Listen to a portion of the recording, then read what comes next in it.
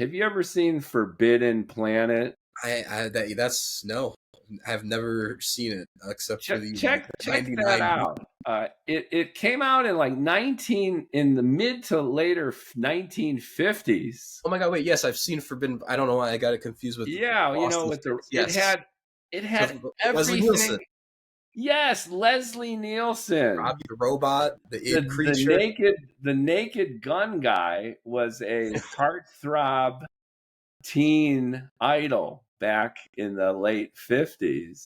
Yeah. And it was a huge investment on a part of the studio. It was a mega movie. And when you see Forbidden Planet now through the lens of Star Trek, Star Wars, even The Expanse and the new TV shows, you're kind of like, they stole everything. You had the captain and his crew. You had the bridge of a starship. You had the kind of quirky android.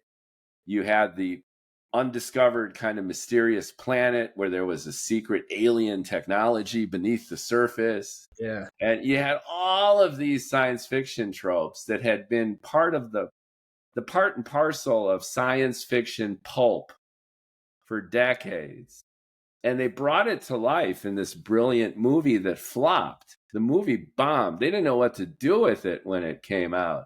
But now when we look back on it, it's like, wow, that's the great granddaddy of science fiction since then. And you actually lose a little respect for George Lucas and Steven Spielberg and Gene Roddenberry because so much of it's already there. Yeah. But the reason I bring it up, they were all, they're all inspired by these things, especially in Star Wars. It's just a combination of everything, like Harry Potter, Dungeons and Dragons, and all the other fantasy movies of the time. Yeah. But the reason I bring it up within the context of our conversation is that your spirit embodies a lot of that early science fiction of exploration, of hope. You don't hesitate and get a little campy, with your Tarzan nice. guy. We don't know what it's actually going to be to like actually try to be like, oh, this is what it's going to be like. You don't want to. Yes. You want to have some fun with it. Forbidden Planet. It's just such a awesome old school kind of movie. Yeah. And again, your spirit captures that. It's kind of retro futuro, right? It goes backward and forward at the same time.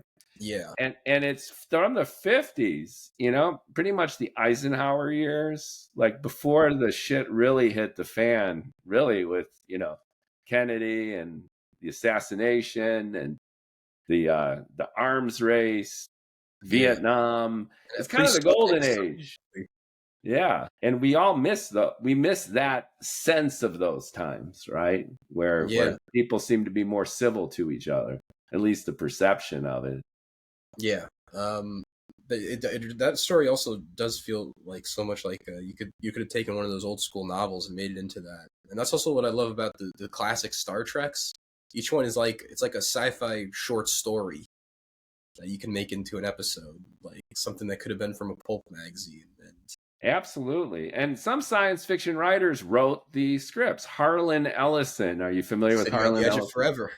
Yeah. And that's one of the best old school Star Trek episodes with the alternate Earth and preventing World War II. Yeah. Those moral dilemmas are always so great of like, yes. I gotta let her go. I gotta, I've fallen in love with this woman, but I need to let her die so that Hitler doesn't get the atomic bomb. Yeah. What a great idea, right?